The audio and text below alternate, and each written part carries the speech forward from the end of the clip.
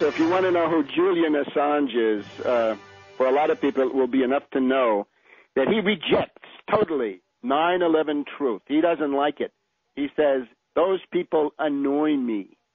So Assange is essentially an enemy of 9/11 truth. And what he's really saying is that the only scandals, the only conspiracies that are allowed, that can be brought into the polite discussion of these geeks and dehumanized characters of his own ilk, are the conspiracies that he approves, that have been vetted by his crew of international hackers and related characters. Now, we look at Wikileaks.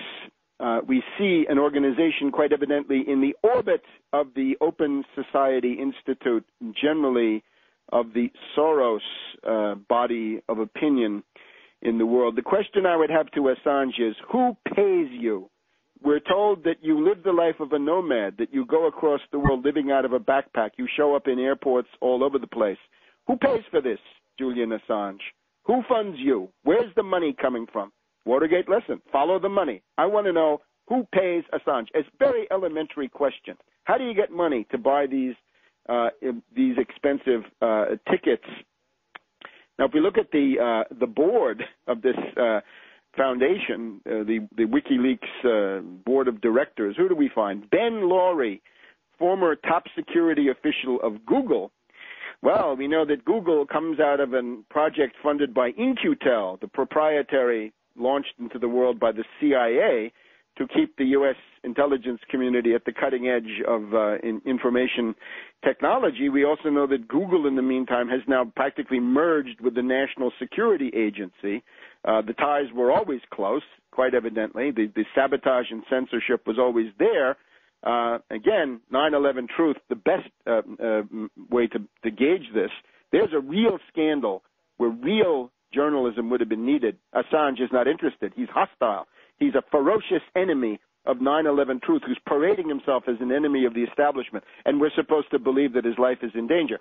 Assange can give open press conferences in London, and nothing happens to him. Nobody lays a glove on him.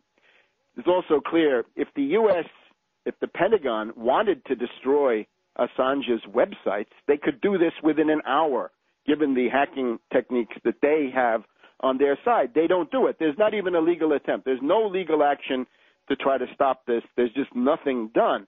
So Ben Laurie is one. We look at this guy, Wang Dan. The rest of the board is largely Chinese. As a matter of fact, when this thing first came on the scene, it was largely thought to be something targeting China. In other words, it was going to put out revelations that would be embarrassing to the Chinese government, the Chinese Communist Party leadership. Wang Dan is a Project Democracy operative, National Endowment for Democracy.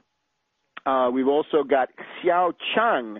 Xiao Chang is the International Committee for Tibet. In other words, he's a big fan of the Dalai Lama, that darling of rich elitists and mystics and intelligence spooks across the Western world. Xiao Chang operates at UC Berkeley.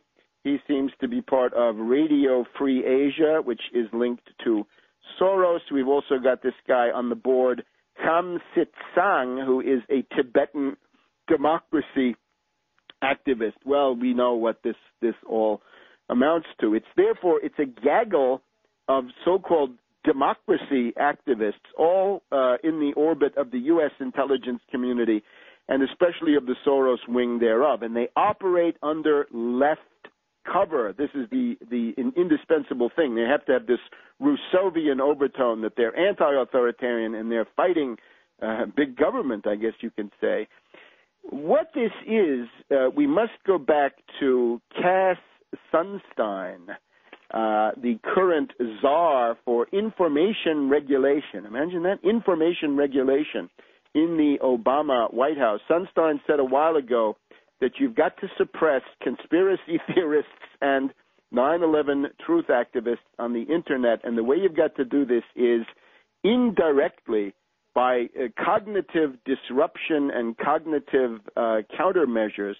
Now, that's not going to be a cigar-chomping right-wing character saying that 9/11 truth is for traitors, it's going to be something like this. It's going to be something that pushes the 9/11 agenda and any other things to the side and puts in the center the things that the CIA and the intelligence community want to be there, which again is why the Afghan war is hopeless and why we've now got to turn our attention to Iran.